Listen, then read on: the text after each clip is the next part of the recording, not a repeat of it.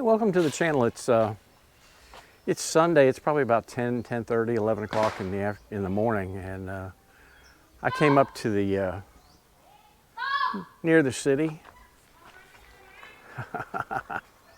Kids are out having a ball today.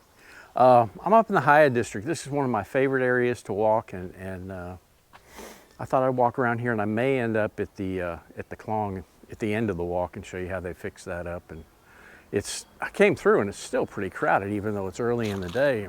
A lot of people walking around and things. So we may end up over there, and I'll show you the decorations there. And but for today, we're going to walk around Haya, and this is an area that's, like I said, it's pretty much been left alone. A lot of neat little shops in here and things, and it's just a nice area to walk. But we'll go through here, and I've got a story to tell you that it's just crazy, and you know, you try to rationalize people's actions and stuff, and it's pretty hard to do. And this is one thing that's happened that I can't rationalize the guy's actions. But I'll tell you about it, and we'll walk through the streets here and see what's going on. You can hear these little kids up here having fun with fireworks. We'll see if we can't find them. I can't tell where they're coming from. Move this camera back a little bit. This is a neat little area here. Yeah, they're over there playing in the dirt, lighting fireworks. Pretty cool. Let's walk over and see what they're doing. The kids are usually really friendly. They love being on camera.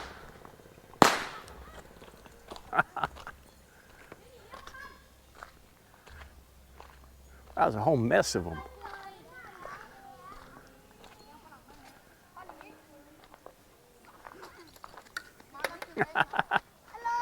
Hey, how you guys doing? Hello. Hi. What's your name? Whoa. Brother. You guys having fun? I will go right back. God, you guys got a bunch of firecrackers. Whoa.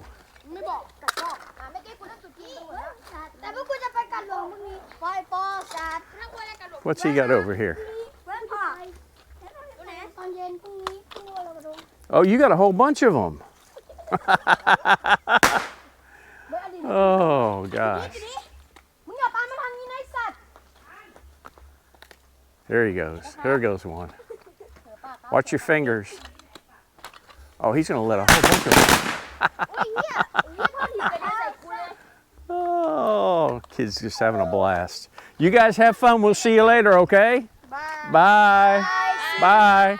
See you tomorrow. See you next week. You guys be careful. Don't get hurt. I'm sure somebody lives in here.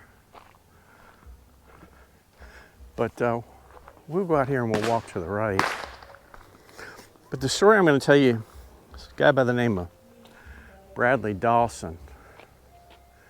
And he's about 35, probably, I'd say 35 years old. He's from Memphis, and he's been married once already. It's kind of questionable whether he's actually divorced when he met this woman by the name of Christy Chin. And Christy was a graduate of University of Tennessee, Knoxville, pharmaceuticals. She was a pharmacist for Kroger in Memphis, and they met, and 3 months after they meet, they just, you know, they're just madly in love with each other. And 3 months after they meet, they end up getting married, and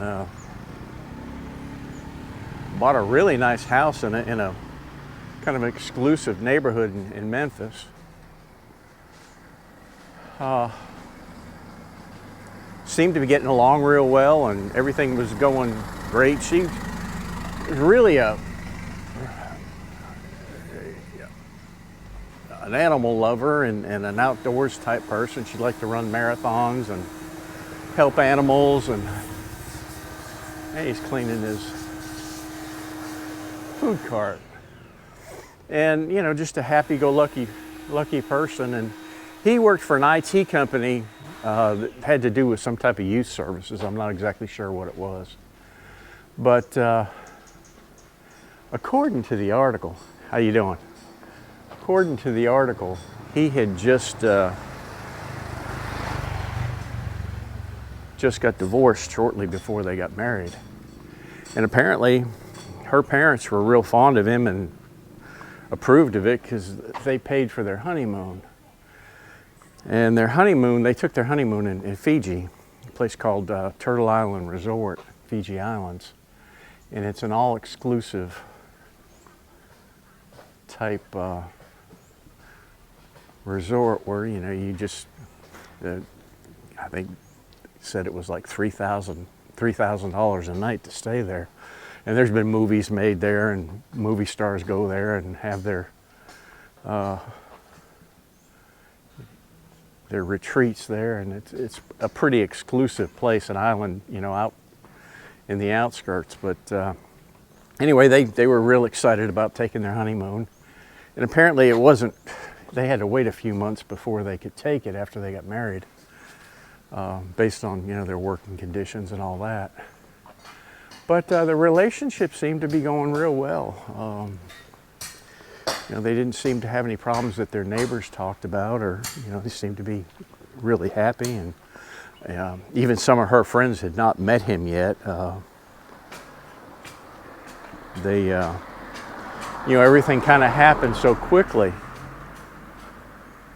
You know, they meet and then start dating, and then 3 months later they're getting married. But anyway, they set off on their honeymoon, and they get over to the Fiji Islands, check into the resort, and enjoy some of the festivities. And the first night, you know, they got there and they had their dinner and kind of relaxed a little bit. And the second night, enjoyed the beach the next day. And then that evening, they had a party at the resort. And, you know, they had music and dancing and all kinds of stuff. And apparently, hello. All the liquor that you wanted. And you know, on those things, when there's free booze flowing, you know, people have a tendency to overdo themselves and overindulge in alcohol. And apparently that's what happened. The guests say that the both of them were really, really drunk. And he got up and started dancing with some of the entertainers, and I guess he got a little bit crazy. She really didn't like it too much, and they kind of got into an argument that night, and they were arguing all the way back to the room. And you know, just silly stuff. And you know, really, when you're drunk like that, you don't know what you're doing. You say a lot of things that you don't mean, and you're really not yourself. And I suspect that that's probably what happened in this situation. But anyway, they get back to the room, and the guests that night hear just a terrible argument coming out of the room. There's only like 14 rooms in the resort, and they hear a lot of hollering and yelling, screaming, and stuff breaking, and then they hear a loud scream, and then everything goes silent. And this is probably 1 o'clock in the morning. Now, why they didn't call security out there and, you know, have somebody come check it out, I don't know. I'll let this noise get by me. Guy taking off in his tuk-tuk. Winter Inn. You know, why the guests didn't do that, I'll never know it. I don't know if it would have made a difference or not. But anyway, he's seen early in the morning by the night watchman walking along the beach. And I'll let this truck get by me.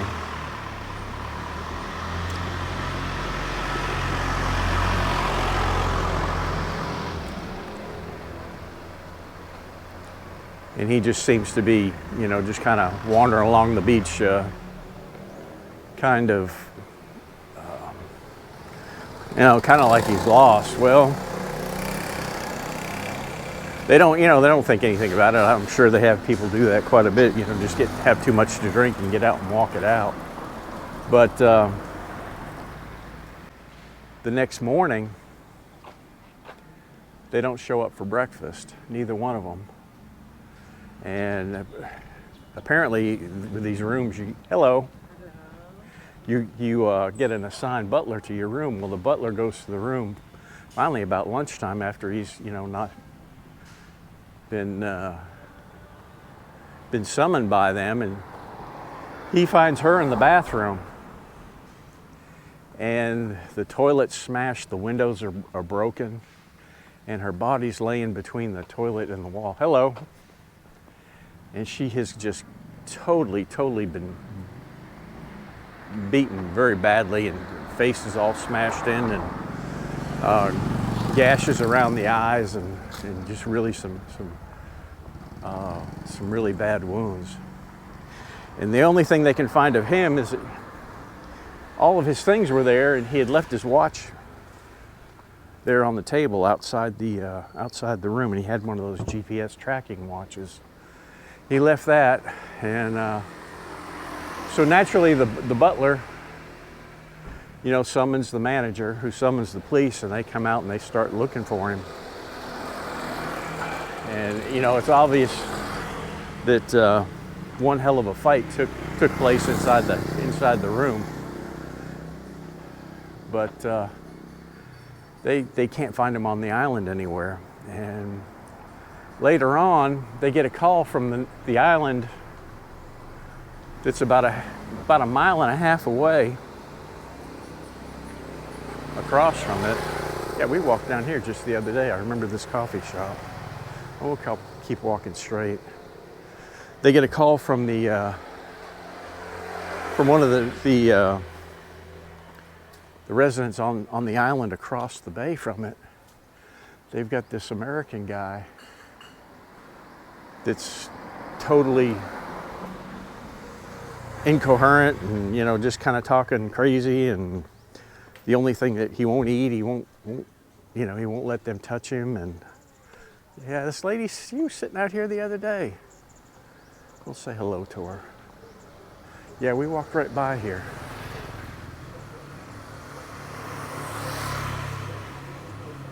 Swadee Kop. Yeah, I think we turned left last time, right here. So we'll keep going straight.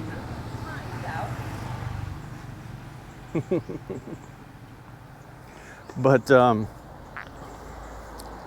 they said he was kind of cut up and gashed up, and the guy suspected that he got cut up on the coral. And so anyway, they summoned the police out there, and they have to come. Actually, the police have to come from another island, and they get out there and they start talking to him, and because he told the guy that found him, he said, just call the police. And the police get out there and they start talking to him, and he admits to killing her. And he says, this is what he says. He says that she had got after him. She was mad at him because he was dancing with one of the entertainers, a little bit provocative. And he said when they got back to the room, he tried to give her a hug and I guess get lovey-dovey with her, and she rejected him, and the fight broke out. And you know, he says that's when it happened. So, you know, naturally they take him right into custody, and the next thing he does is get a lawyer, and then the story changes. Once he hires a lawyer, he now has no recollection of anything, and you know, he's all upset because she's the love of his life, and she's dead, and He refused to give a DNA sample. They want a DNA sample. He refuses, so they have to get court orders for that. And he's just basically not saying nothing. And trying to claim that he never did confess. And that's quite common. Well, we'll walk around here and look around a little bit. I don't think they'll mind. I've never been in here before. You know, whenever I interviewed anybody without a lawyer, I took that to be normally, you know, when they said that, you know, they've done this or they've done that, usually take that as to be the truth. Generally, after they got a lawyer, you know, you could take what they said and forget about it. This is really, it's some pretty art in here. Not sure exactly what this is. This is really neat. Beware slippery. Oh man, yeah, let's look inside. That is really cool. Hey, how you doing? That's some beautiful. You'll just be there for a second. Fucking block it out, seriously. Okay. Yeah, Yeah, so that you're is just cool. exploring today, yeah? Where y'all from? I'm from Australia and he's from the UK. Okay, great, yeah. You? I live here. Okay. I've lived here 12 years. Always in Chiang Mai or? Yeah. Yeah, cool. Yeah. Different vibe to some other places. I lived in Hoi Hin for, I'm gonna shut this off. Along with every other, Let me shut this off. Ah, that's a nice, interesting conversation. Nice guys. I hope they have a great time up here. This is really a neat place. Look at the artwork. Absolutely amazing. Wow. All right, well, let's get back out on the streets here and get back to the story. Gosh, I forgot where I was at. Oh boy. All right, well, back to the story here. He got himself a lawyer, and the lawyer basically told him to change his, you know, just not to say anything. And they're denying the confession. Just crazy stuff like that. And like I said, that's not uncommon. Once you get a lawyer involved in it, the possibilities of you ever getting the truth, unless it's a good lawyer, are pretty slim. And, you know, that's just the way the system works. They denied him bail. He tried to get bail. And the funny thing about it was, while he's in jail, he meets another American that's a pastor on the island that's in jail accused of 4 or 5 counts of rape. And he's trying to get, his lawyer is trying to get him released to his custody so he doesn't sit in jail while his case is on trial. And the judge just kind of laughed. He says, "I'm not releasing you to somebody who is a known criminal." And so they're holding him in jail now. And the thing was, part of his lawyer's contentions are that they should have sent the body off to the United States to have a separate autopsy done. Well, the sad thing about it was, and I have run into this before, they couldn't embalm her. She was so badly beaten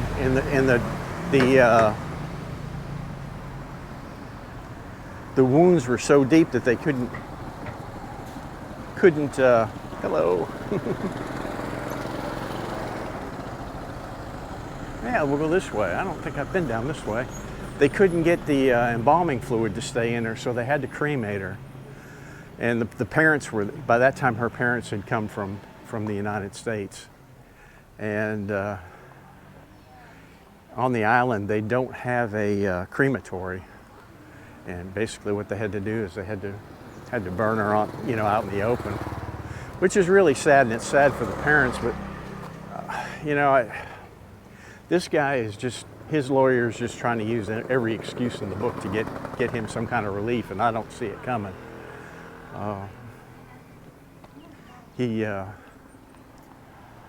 He's gonna pay for what he did, and the parents currently are talking about filing a wrongful death suit against him, which is, you know, just icing on the cake. Now, I'm not sure if they can do that in the United States or whether they have to do that in Fiji. I'm not really sure. I think they can file it in the United States against him. But, you know, that's still yet to be seen. She got her little doggy. Hey, little buddy. Hello. Oh, you're a sweet dog. But, you know, it's just, they interviewed one of his ex-girlfriends, and she says that when they broke up, he was extremely violent, very verbally abusive, pushed her around, shoved her around, and she was glad to get rid of him. It doesn't say much about his first wife and what the situation was there. But I'd venture to say that it probably wasn't much better. But you know, when you think about it,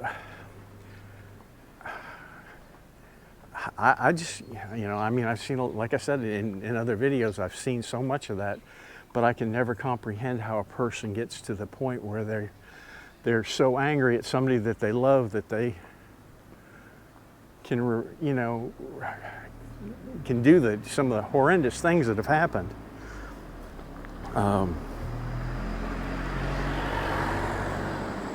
It just baffles me that there are people like that in this world, but unfortunately there are.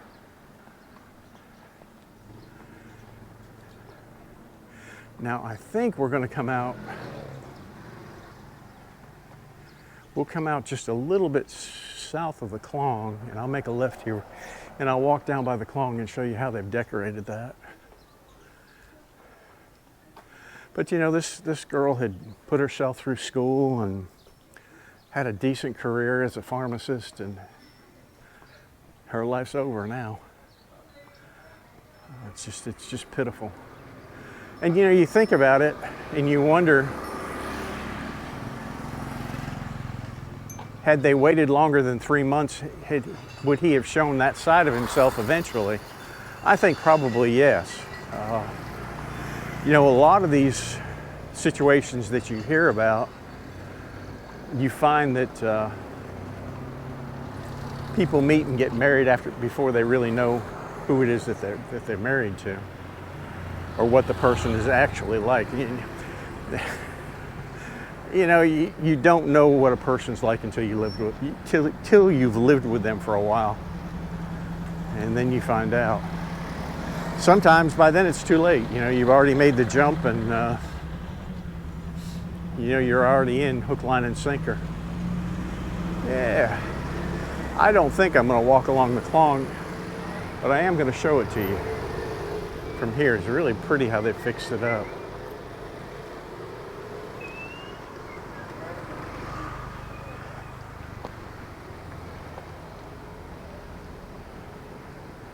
At night, this place is just packed with people.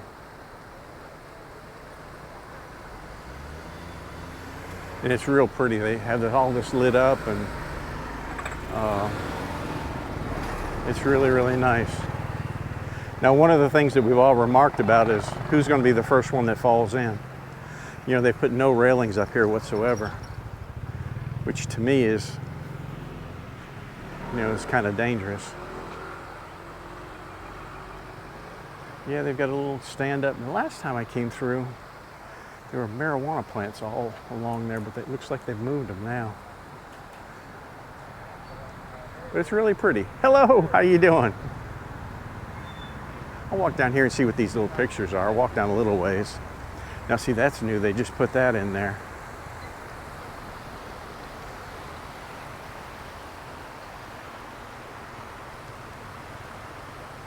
Oh, okay. Yeah. Pictures of them doing the work here. Pretty neat. Model capital of the world here. Selfie capital, anyway.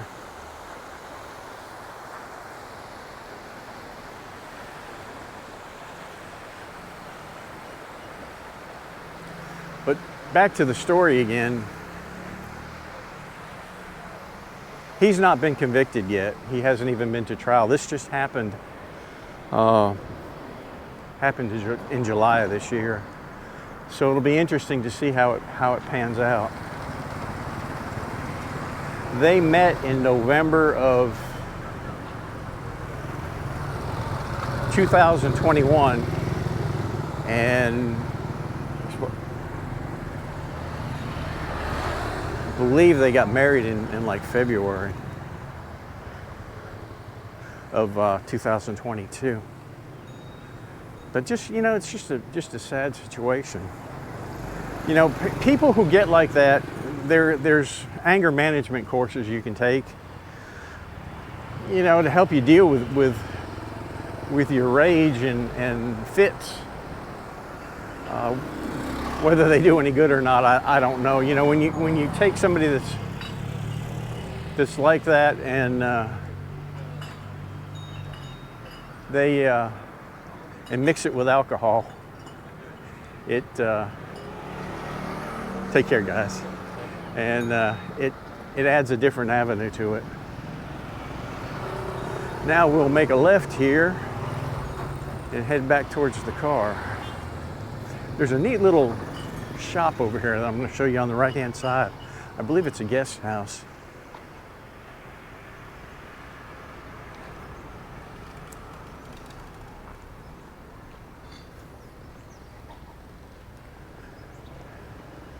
One of my subscribers gets his hair cut here.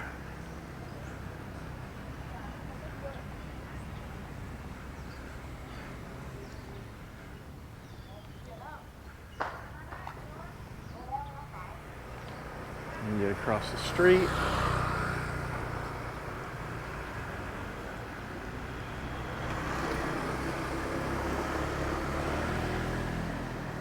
Here's some chicken. 17 baht, 22 baht. Hello. Swadee Kap. Yeah, we'll go down here and go to the right. And the car's parked down on the left.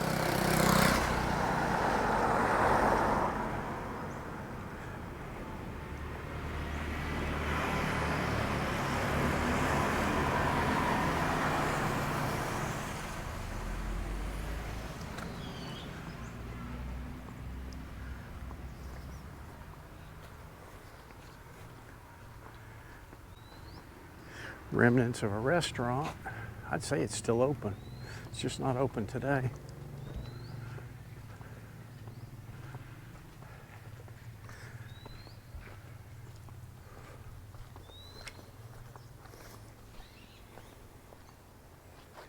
Pretty neat.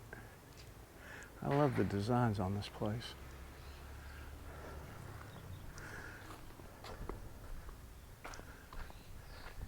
Now up on the right up here, there is a, I've walked by here before and I can't remember whether it's a restaurant or it's a guest house, but it's really, really neat. Then you get your banana field right here out in the city, and then you get your junk pile right here. Eventually the city will come by and clean that up. You get chicken over there getting some drink.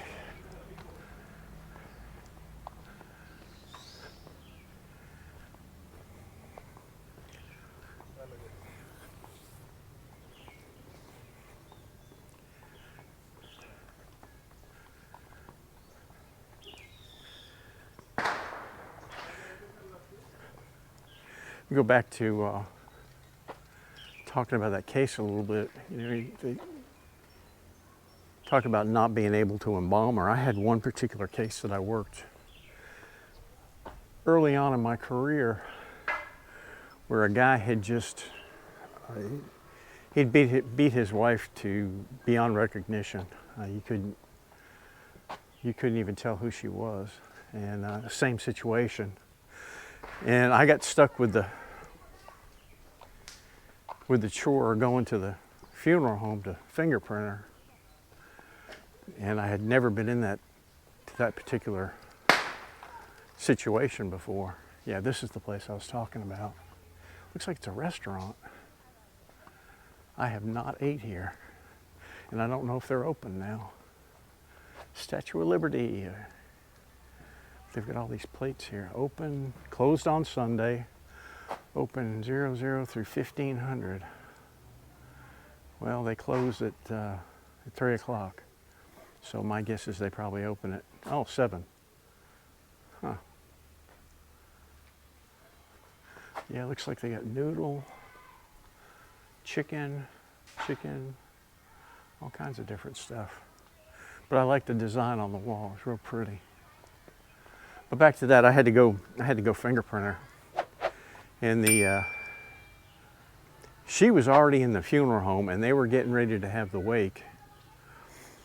And the casket was behind the curtains, and the funeral director directed me in behind the curtains, and I opened up the coffin. And what they do when they can't embalm you, they put cotton all around your body, and they soak it in formaldehyde. And it is the most ungodly smelling stuff that you ever wanted to come across. And that's how they handled that situation. But there was no way they could pump her full of fluid. She had too many gashes in her body, and it just wasn't feasible to even think about having an open coffin. But anyway, well, I'm back at the car. I'm gonna go get something to eat, and then I'll go home and edit this video. Maybe I'll get it up tonight. I'm gonna have to watch it real close, because if I missed anything when I stopped and talked to those guys when I restarted, I'll ad lib or put something in there that I should have said back then. My train of thought's good for probably, I can break the story for about 5 minutes, but if it's any longer than 5 minutes, when I go back, I've got to think about where I was when I left off. Usually I don't have that problem, but today I talked to those guys for quite a long time, and by the time I got back to the story, I think, oh shit, where did I leave off? Oh well. But anyway, y'all have a great day. I appreciate everybody that's come in the channel and left comments and looked at the videos. I really appreciate that, and we'll see you on the next one. Bye-bye.